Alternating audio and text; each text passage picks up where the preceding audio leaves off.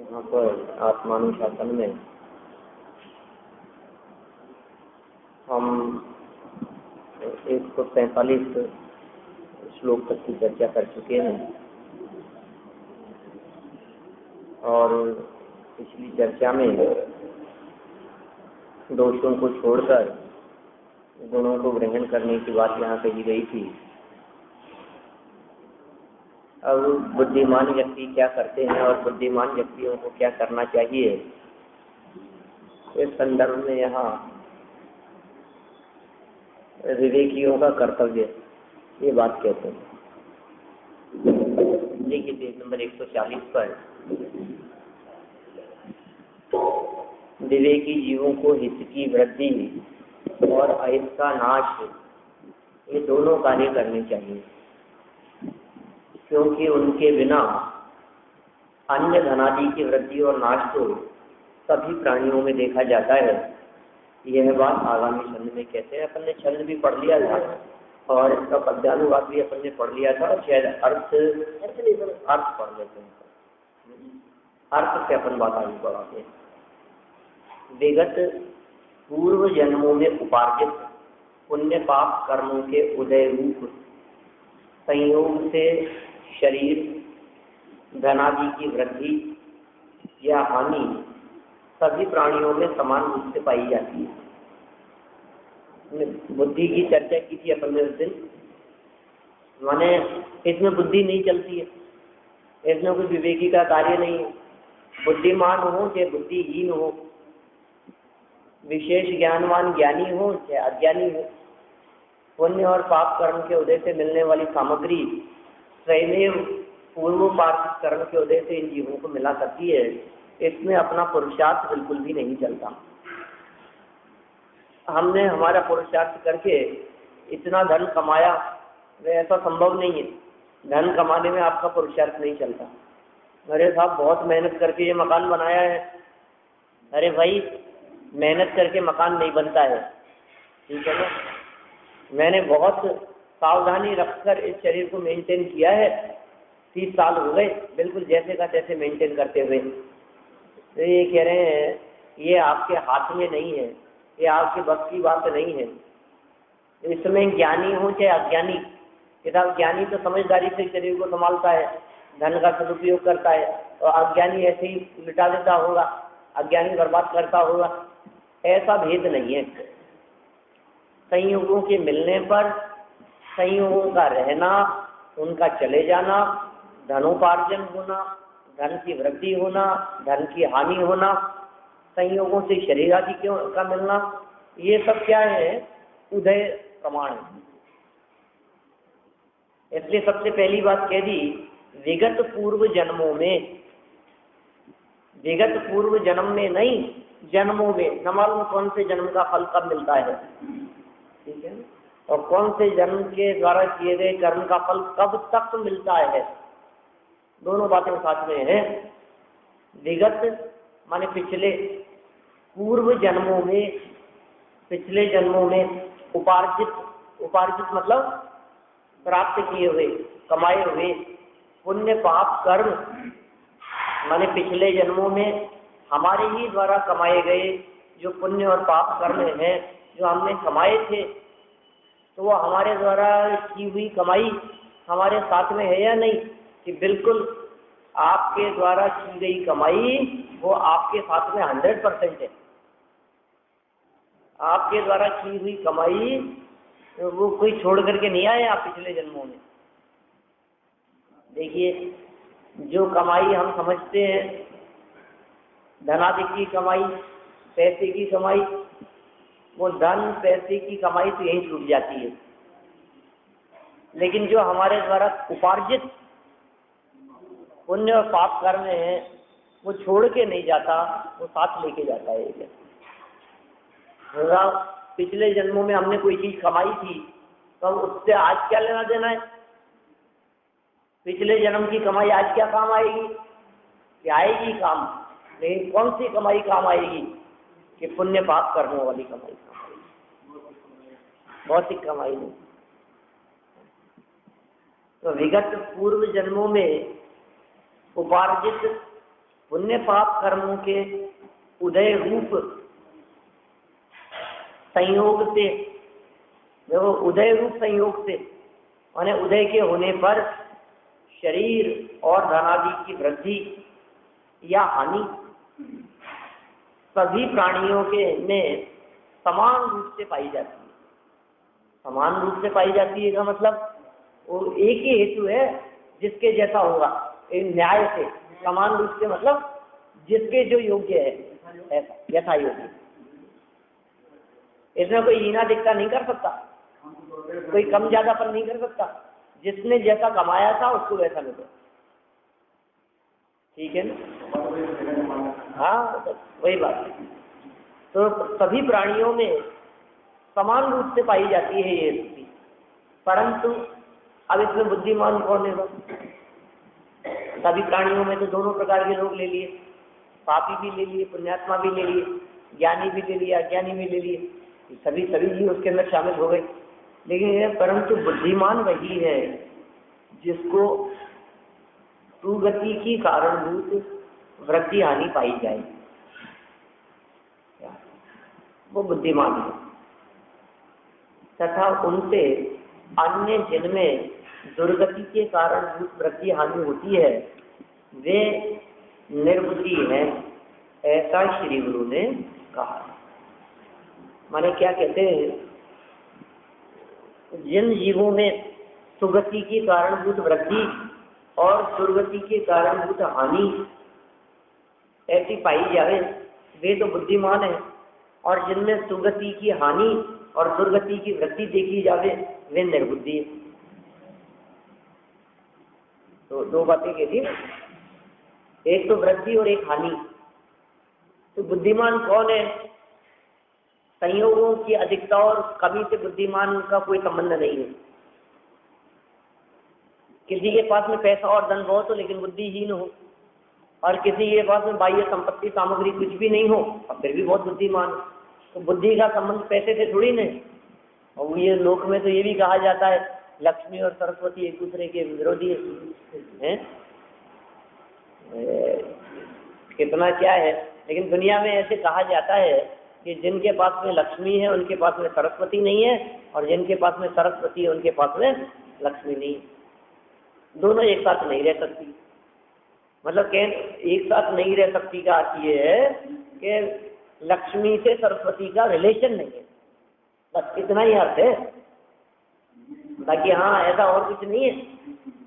इधर बहुत बुद्धिमान है, बहुत ज्ञानी है, तो उसके पास में पैसे की कमी होगी। तो सरस्वती है ना, लक्ष्मी नहीं होगी। बहुत पैसे वाले हैं तो इनके पास तो बिल्कुल बुद्धि होगी नहीं। ये तो ज्ञान प्राप्त कर, क्योंकि ये पैसे वाले ये तो ज्ञान प्राप्त कर ही नहीं सकते, इनको तो वेद विज्ञान हो ही नहीं सकता। तो पैसे वालों को यदि वेद विज्ञान नहीं हो सकता होता तो फिर राजा महाराजा लोग वे ऐसे ज्ञानी विद्वान कैसे हो जाते? उनको वेद विज्ञान कैसे होता?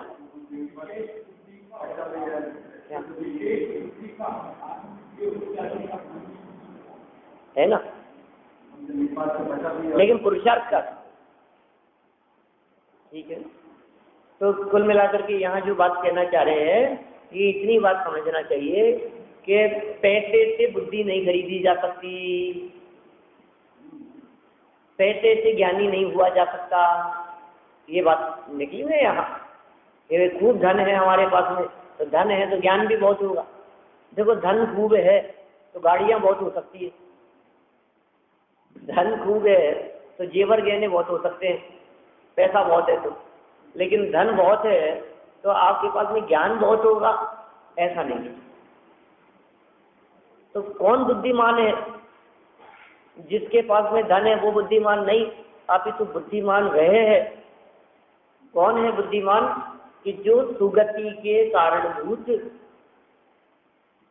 जिसकी वृद्धि पाई जाती, माने सुगति की कारणभूत बुद्धि की वृद्धि, सुगति के कारणभूत वैराग्य ज्ञान की वृद्धि, सुगति के कारणभूत प्रवृत्ति जिसकी अधिकता जिसमें पाई जावे, वो बुद्धिमान है। ऐसा चिंतन जिसके चले वो बुद्धिमान है। तो फिर बुद्धिहीन कौन है? कि दुर्गति की कारणभूत बुद्धि जिसकी चले, दुर्गति में जाने रूप जिसकी बुद्धि चल, मतलब जिसकी बुद्धि, जिसके विकल्प, जिसके चिंतन में ऐसी बातें चलती हो जिनके फल में इसको दुर्गति की प्राप्ति होती होवे, वो सब दुर्बुद्धि जीव है, निर्बुद्धि है, बुद्धिहीन है। ऐसा हम नहीं कह रहे हैं, ऐसा गुणभद्राचार्य नहीं कह रहे हैं, वे कह रहे हैं श्री गुरु। हम नहीं कह रहे, श्री गुरु के द्वारा सही बात है। हाँ हाँ, तो सुगति के कारणभूत अच्छे कार्यों की वृद्धि और सुगति के कारणभूत छोटे कार्यों की हानि। इसी तरह से यहाँ भी दोनों बातें लगाना। कौन सी? जिनमें दुर्गति के कारणभूत वृद्धि हानि, माने दुर्गति के कारणभूत छोटे कार्यों की वृद्धि और दुर्गति के कारणभूत अच्छे कार्यों की हानि। अच्छे कार्यों की हानि दुर्गति का कारण है और छोटे कार्यों की वृद्धि दुर्गति का कारण है। ठीक इसी प्रकार सुगति के संदर्भ में भी वृद्धि और हानि को समझना चाहिए। ये बातें इन्होंने आगे भावार्थ में और अधिक स्पष्ट की है। अपन देखिए भावार्थ पढ़ते हैं आगे।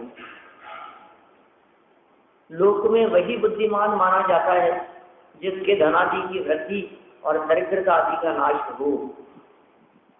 लो बुद्धिमान कौन है? अरे वाह बहुत बुद्धिमान है, आप कुछ नहीं था, पिताजी कुछ नहीं छोड़ के गए थे और देखो इसने कहाँ से कहाँ पहुंचा दिया। बुद्धिमान है लोक में, ध्यान रखना, ये पहला शब्द दिया है लोक में, माने ये बातें दुनिया में चलती है, दुनियादारी में ये बातें जरूर कही जा सकती है। और लोग कहते हैं क्या कि वही बुद्धिमान माना जाता है, उसी व्यक्ति को बुद्धिमान कहा जाता है जिसके धनादि की वृद्धि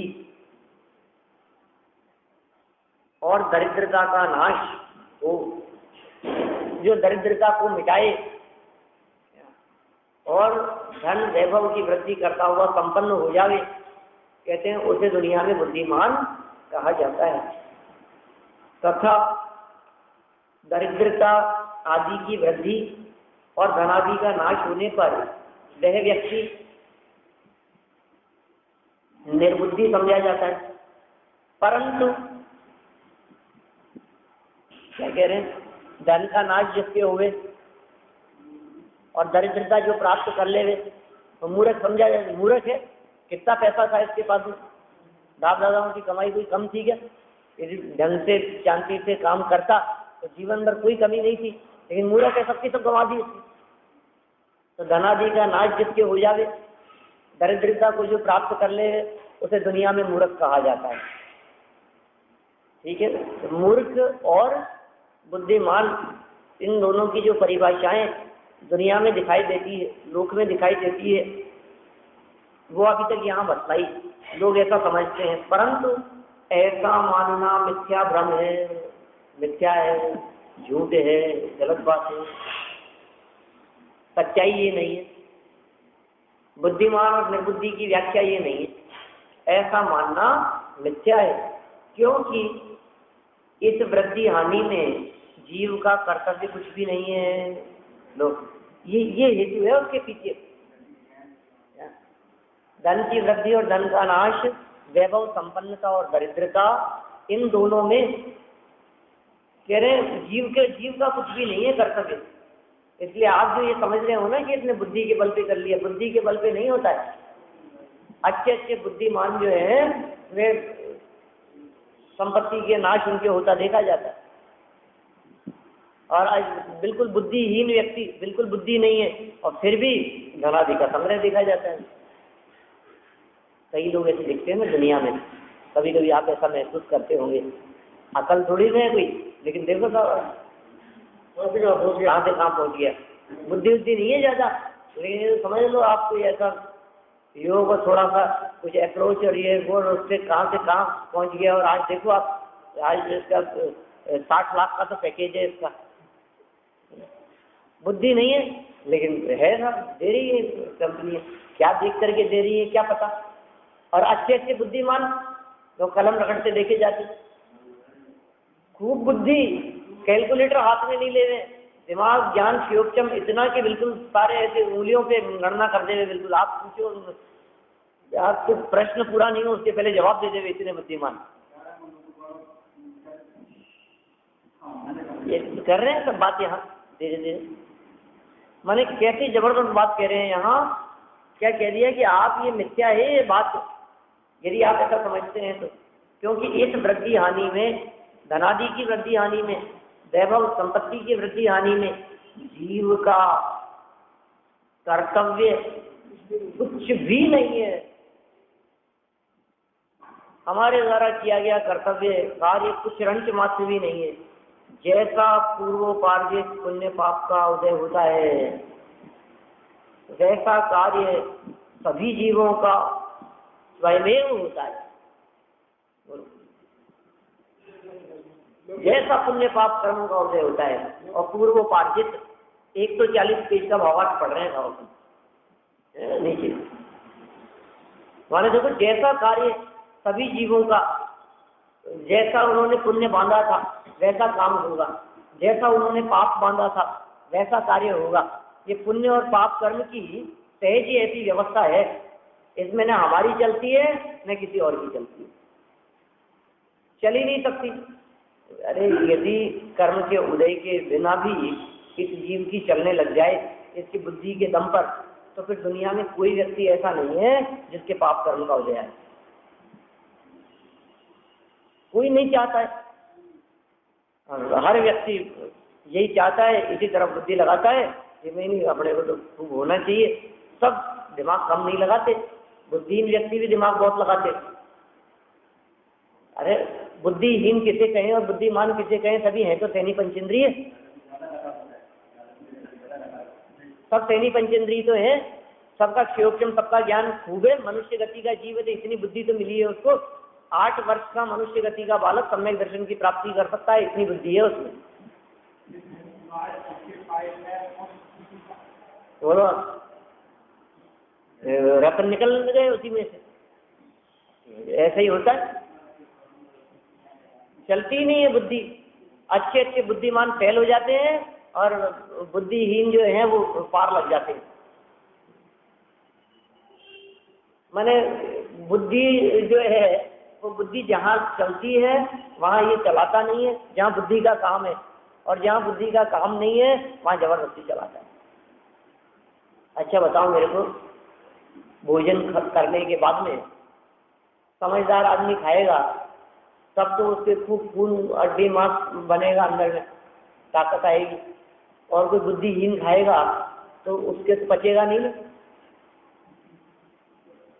उसके तो खून बनेगा ही नहीं बुद्धिहीन के। अकल नहीं है उसमें, अकल ज्यादा, अकल और बेअकल क्या करेगा इसमें। कंठ से नीचे उतरने तक का विकल्प है, उसके बाद में उस भोजन का क्या होना है ये बुद्धिमान हो चाहे बुद्धिहीन हो किसी के हाथ में नहीं है। इसे इतना ही है कि घास उठा करके मुंह तक रख लिया, चबा लिया, निगल लिया उसको, इसके आगे कुछ नहीं है। बोलो, इसके पहले ये है कि मेरे को विधान खाने हैं और ये चीज देखा नहीं, अरे उससे भी कुछ नहीं होगा। मैंने अच्छे अच्छे समझदारी रखने वाले लोग, उनके बीमारियां निकल जाती हैं, और नहीं रखने वाले, असावधानी रखने वालों को कुछ नहीं होता है। हाँ, मतलब समझो आप कितना सावधान रहते हैं। अरे साहब आप तो छना हुआ पानी पीते हो और ये करते हो और बाजार का कुछ नहीं खाते हो, फिर ऐसी बीमारी आपकी कैसे। अरे तो बीमारी खान पीन से थोड़ी ना, बीमारी तो पूर्वोपार्जित कर्म के वजह से है। बोले ऐसे लोग देखे जाते हैं ना, बोले साहब इनके कैसे हो गया, इनका तो बिल्कुल शुद्ध आहार खान पान बिल्कुल सब, कभी सुपारी पान गुटखा कुछ नहीं खाते, इनके कैसे ये हो गया। और जो 30-30 साल से गुटखा खाते हैं और ये उल्टा सीधा सिगरेट पीते हैं उनको कुछ नहीं है, वो ज़्यादा सुस्त दिखते हैं। बोलो, तो दुनिया में जो ये बातें चलती है, कौन सी बातें?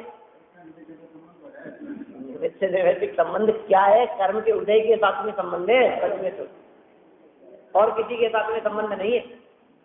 इसलिए कोई व्यक्ति ये बात कहे कि गुटखा खाने से कैंसर हो जाता है, कोई दम नहीं है। जो डॉक्टर ये कहते हैं इससे हो जाता, वही डॉक्टर खाते हैं। जो निषेध करने का जो पोस्टर लगा करके रखते हैं ना डॉक्टर, वही सिगरेट पीते हुए देखे जाते हैं। क्या होता है? कुछ नहीं होता, निकल गई जिंदगी। 40 साल से ले रहे, क्या होगा उससे? हम ये नहीं कहते कि इस तरह के व्यसनों को अपनाना चाहिए, हम सिर्फ इतनी बात कहना चाहते हैं कि ये जो परिस्थितियां बनती है, ये परिस्थितियां उदय प्रमाण बनती है। आप सोचिए, यदि कर्म के उदय की व्यवस्था अपने यहाँ न होवे, यदि ये कर्णानुयोग न होवे, तो फिर सारी प्रकृति की व्यवस्थाएं सब गड़बड़ा जाएगी। माने फिर अच्छे कार्य करते हुए भी किसी को खोटा फल मिलता है तो आपके पास में कोई जवाब नहीं है। अरे साहब, जिंदगी भर सबके लिए अच्छा ही अच्छा किया, फिर क्यों इनको सजा हो गई? जिंदगी भर इन्होंने सबके लिए अच्छा ही अच्छा किया, किसी के लिए बुरा नहीं किया, फिर इनके साथ में क्यों बुरा हो रहा है? क्या जवाब है आपके पास में? यदि कर्म न हुए तो आपके पास में कोई जवाब नहीं हो। कोई व्यक्ति जीवन भर पाप करता रहे और फिर भी लोग उसकी वाहवाही करते रहे।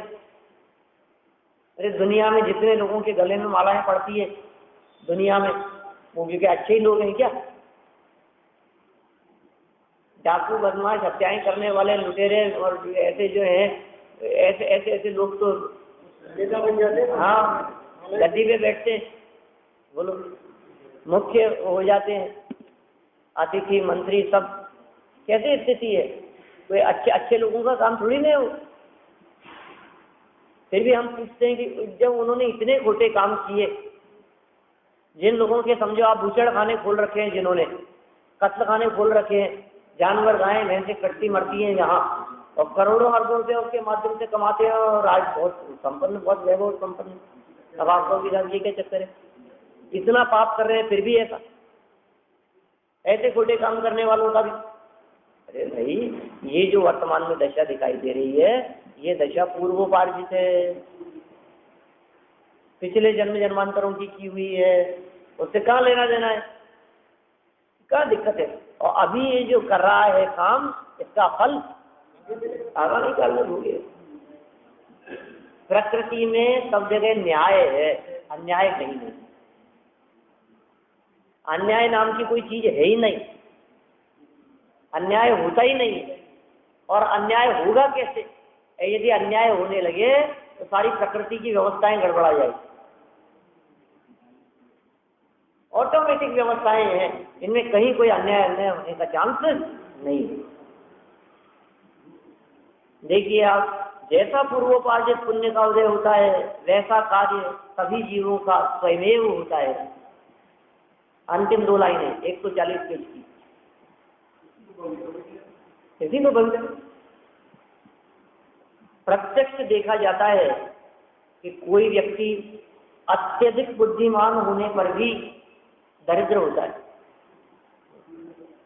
अरे साहब, अच्छे बुद्धिमान गोल्ड मेडलिस्ट हैं, टॉपर्स रहे हों और नौकरी नहीं है।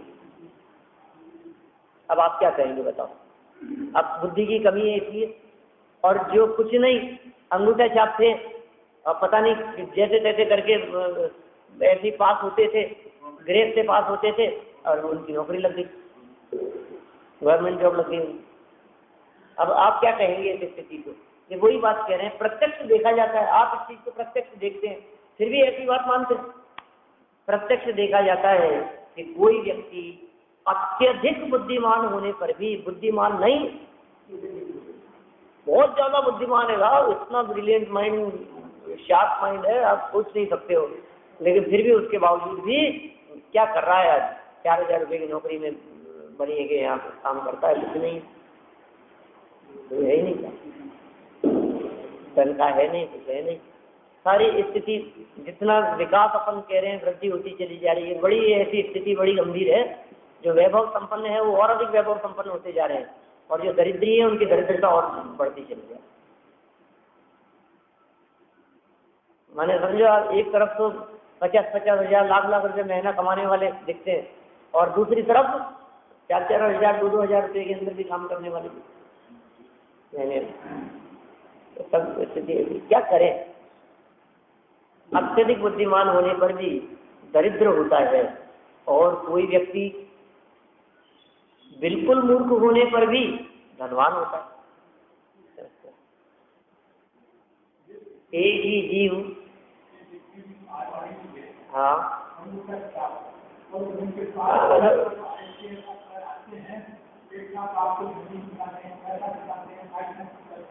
बिल्कुल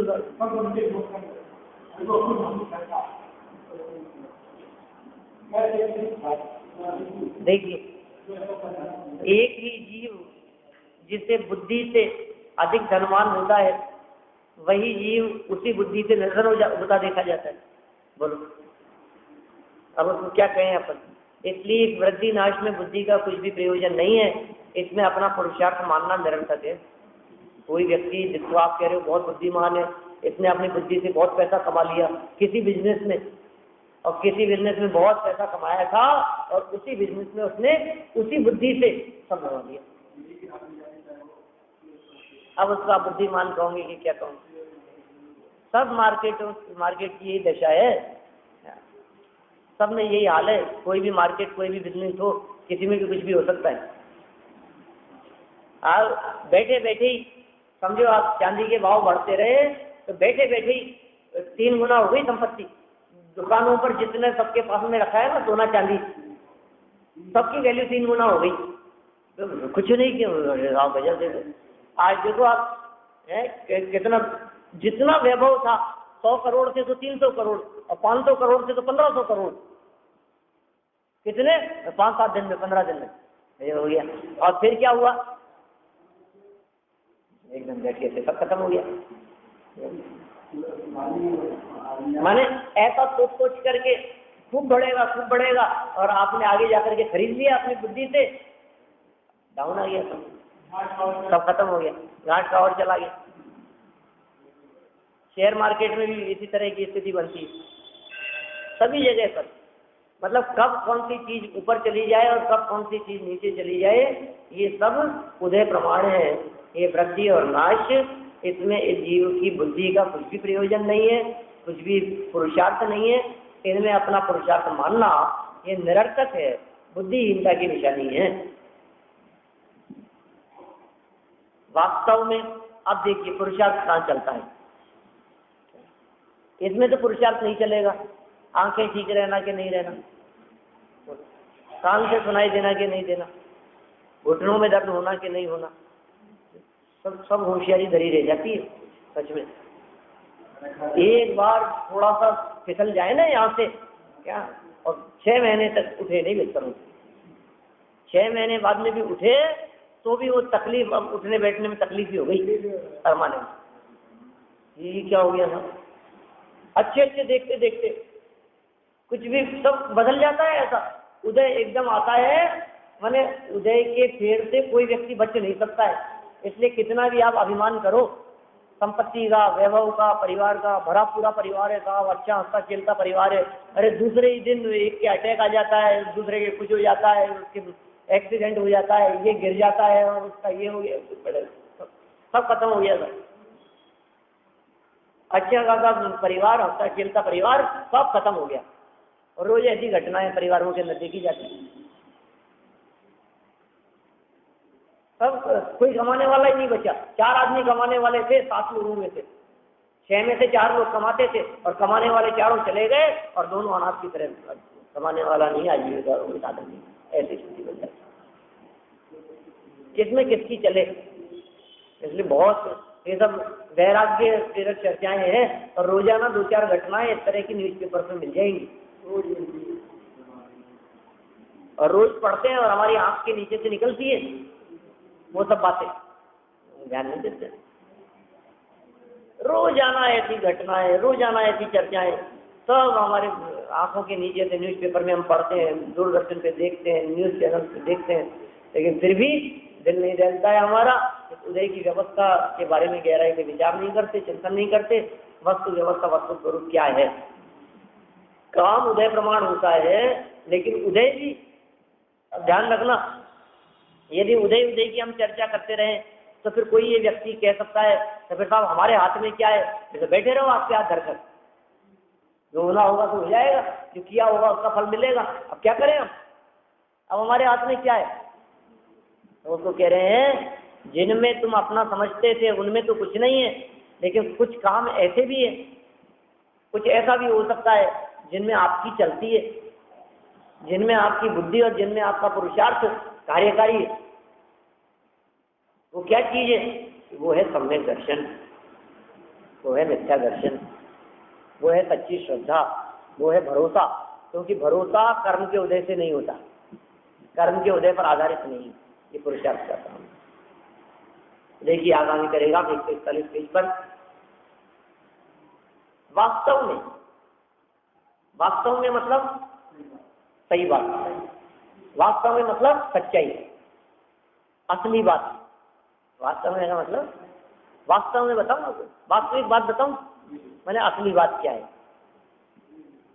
सम्यक दर्शन आदि धर्म रूप भावों की वृद्धि और मिथ्यात्वादी अधर्म रूप भावों का नाश होने पर बुद्धिमान मानना चाहिए। ख्याल में आई बात? वो बुद्धिमान है तिर्यंच गति का जीव जो गधा होते हुए भी सम्यक दर्शन ले लिया। वो बुद्धिमान है तिर्यंच गति का जीव जो शेर की पर्याय में पूंछ होते हुए भी दो मुनिराजों का उपदेश सुनकर सम्यक दर्शन ले लिया। वो पुरुषार्थी है, वो असली बुद्धिमान है, मूंछ वालों को फेल कर दिया। तो वास्तव में सम्यकवादी धर्म भावों की वृद्धि, चाहे वो तिर्यंच गति में होवे, चाहे वो नरक गति में होवे, चाहे मनुष्य देव गति में होवे, जो जीव ये भेद विज्ञान कर सके, जिस जीव के अंदर में स्वपर का भेद विज्ञान जागृत हो सके, तन और चेतन इन दोनों में जो भेद ज्ञान कर सके, वह जीव बुद्धिमान है जो इनमें भेद समझ लेता है। ओहो, जिसके अंदर में ये भेद ख्याल में आ जाता है वो बुद्धिमान है। और जो इस अंतर को ही नहीं समझ पाता कि चेतन अलग है और तन अलग है, तन चेतन को भिन्न पिछान जीवन सफल हुआ है आज। तन और चेतन को भिन्न भिन्न पहचानने से जीवन की सफलता है, ये बुद्धिमानी का काम है। तो धर्म भावों की वृद्धि की बात कह दी, अधर्म भाव मिथ्यात्वादी के नाश होने पर बुद्धिमान मानना चाहिए, तथा मिथ्यात्वादी की वृद्धि और सम्यकवादी का नाश होने पर निर्बुद्धि मानना चाहिए। कौन निर्बुद्धि है? मिथ्या दृष्टि बेबुद्धि का है। हाँ, एक आध बेबुद्धि कहो, कोटि बुद्धि वाला कहो, बुद्धिहीन कहो, निर्बुद्धि कहो, ये सब एकार्थ वाची है। मिथ्यात्वादी की वृद्धि और सम्यकवादी का नाश होने पर निर्बुद्धि मानना चाहिए, यही सत्य है। क्योंकि इत वृद्धि नाश में जीव का कर्तव्य है, इसमें जीव का कर्तृत्व है। क्योंकि जैसा अपनी बुद्धि से विचार होता है, वैसा ही कार्य जीव के द्वारा जीव में होता है। देखो क्या होता है, अपनी जैसी बुद्धि से विचार होता है ना, वो अपने हाथ में है। धन कमाना के धन खो देना वो अपने हाथ में नहीं है, लेकिन धन की प्राप्ति और धन के वियोग में जो चलने वाला विचार और चिंतन है वो जीव का निजी कार्य है, वो पुद्गल का कार्य नहीं है। धन के नाश हो जाने पर, दुकान में आग लग जाने पर आप क्या विचार करते हैं? दुर्घटना होते होते बच जाने पर आप क्या विचार करते हैं? किसी व्यक्ति के स्वर्गवास हो जाने पर शमशान ले जाते समय आपके चित्त में क्या विचार आता है? ये विचार आपके हाथ में, चिंतन आपके हाथ में। धन का नाश, धन को प्राप्त करके भी आप क्या विचार करते हैं? एक व्यक्ति जो धन प्राप्त करके ऐसा विचार करता है अपन भी कुछ है और अपन ने भी बहुत गजब काम किया है, अरे देखो आप आज तो मजा है, इतना आज जिस पोजीशन में मैं हूँ, गजब कर दिया साहब मैंने। अब तो देखो आप आगे तक की 4-4 पीढ़ियों तक की व्यवस्था कर दी अपन ने, परमानेंट, कोई टेंशन वाला काम नहीं है। धन को प्राप्त करके ऐसा सोचने वाला व्यक्ति निर्बुद्धि है। ये तो मेरे में चतुराई थी, ऐसी चतुराई तो मैंने ऐसा विचार करने वाला व्यक्ति निर्बुद्धि है, बुद्धिहीन है। और जो व्यक्ति धन को प्राप्त करके ये समझता है कि इसमें मेरा कुछ कर्तव्य नहीं है, भैया प्राप्त हो गया है, उदय प्रमाण प्राप्त हो गया है, मैंने मेरे कमाने से कमाया नहीं है, मेरे गंवाने से जाता नहीं है, जो ऐसा विचार करता है वो बुद्धिमान क्या नहीं रहता। सम्यकवादी की प्राप्ति में तेरा पुरुषार्थ चलता है, मिथ्यात्व के नाश में तेरा पुरुषार्थ चलता है। मिथ्यात्वादी का नाश और सम्यकवादी की प्राप्ति ये तेरे पुरुषार्थ का काम है, और सम्यक्त्व का नाश और मिथ्यात्व का पोषण ये तेरी बुद्धिहीनता का काम है। तो बुद्धिमान और बुद्धिहीनता की ये बहुत सुंदर परिभाषाएं आचार्य देव ने यहाँ बताई है। देखिए आप पूरा करें अपन इसको। प्रत्यक्ष देखा जाता है कि कोई तिर्यंच आदि भी, आ गई वही बात अभी अपन बात कर रहे थे सिंह मेंढक आदि की। प्रत्यक्ष देखा जाता है कि कोई तिर्यंच आदि भी अपनी बुद्धि से धर्म साधन करके स्वर्ग आदि प्राप्त कर लेता है। मेंढक दूर दूर अभी वो मेंढक भी यदर्चा भावेन प्रमुदित मनादर दुर्इह क्षणादापि स्वर्गी गुण गण समृद्ध सुख निधिं लभन्ते सद्भक्ता शिव सुख समाजम किमुतदा महावीर स्वामी नयन पथगामी भवतु। अरे स्पष्ट उल्लेख कर दिया इसमें। भागचंद जी की रचना है ये, कविवर भागचंद जी की महावीर अष्टक। क्या? हाँ बोलो, ऐसी ऐसी थी उनकी स्थिति। वो क्या कह दिया उन्होंने, यद अर्चा भावेन, यद अर्थात जो, अर्चा भावेन पूजा करने के भाव से, यद अर्चा भावेन प्रमुदित मना पूजन करने के भाव से, भक्ति करने के भाव से, भगवान के दर्शन करने के भाव से बहुत प्रसन्न मन होकर के, प्रसन्न चित्त होकर के, दरदुर माने मेंढक, माने यह, यत अर्चा भावेन प्रमुदित मना दरदुर यह क्षणात् आसीत, क्षण में जाके बैठ गया, आसीत क्षणात् आसीत है, क्षणादासीत स्वर्गे, स्वर्ग में जाकर के बैठ गया क्षण मात्र में। बोलो आप, गुण गण समृद्ध सुख निधिम, गुणों के समूह और समृद्धि से युक्त स्वर्ग में जाकर के बैठ गया वो मेंढक का जीव, क्षण मात्र में जाकर के बैठ गया। तो फिर कौन था वो? कह रहे बुद्धि नहीं थी, कितना मेंढक में कितनी बुद्धि, कितनी समझ, कुछ नहीं, लेकिन प्रसन्न चित्त होकर के अपने मुख में फूल की पंखुड़ी दबा करके चल रहा है। इतना सा परिणाम और इतने से प्रसन्नता चित्त के भगवान के दर्शन करने के लिए जाता हुआ वो मेंढक क्षण मात्र में ही स्वर्ग में जाकर के विराजमान हो गया। तो फिर कहते हैं, क्या कहते हैं आगामी 2 पंक्तियों में, लभन्ते सद्भक्ता, लभन्ते प्राप्त करेंगे सद्भक्त। हे भगवान महावीर स्वामी, वो तो जो अल्प बुद्धि वाला, मंद बुद्धि वाला मेंढक इतने से परिणाम से स्वर्ग में चला गया, तो फिर जो आपके सच्चे भक्त हैं, जिनके हृदय में आपकी भक्ति उमड़ती रहती है, जो आपकी खूब भक्ति पूजन अर्चना किया करते हैं, लभन्ते सद्भक्ता शिव सुख समाजम किमुतदा, वे यदि मोक्ष सुख रूपी साम्राज्य को प्राप्त कर लेंगे तो इसमें कौन से आश्चर्य की बात है? कहां से कहां पहुंच जाता है व्यक्ति।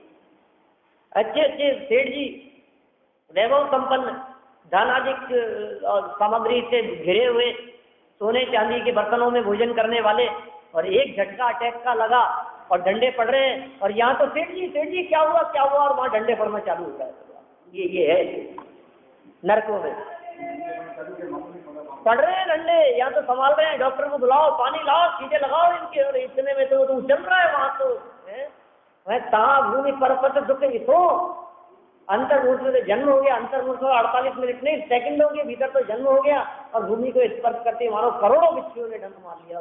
ऐसी दशा होती है। ये सब उदय प्रमाण व्यवस्थाएं हैं। इसलिए कौन बुद्धिमान है और कौन बेबुद्धि है, इस बात का हमें गंभीरता से विचार करना चाहिए। दो चार पंक्तियां और है, अपन कल पढ़ेंगे और कोई बात नहीं।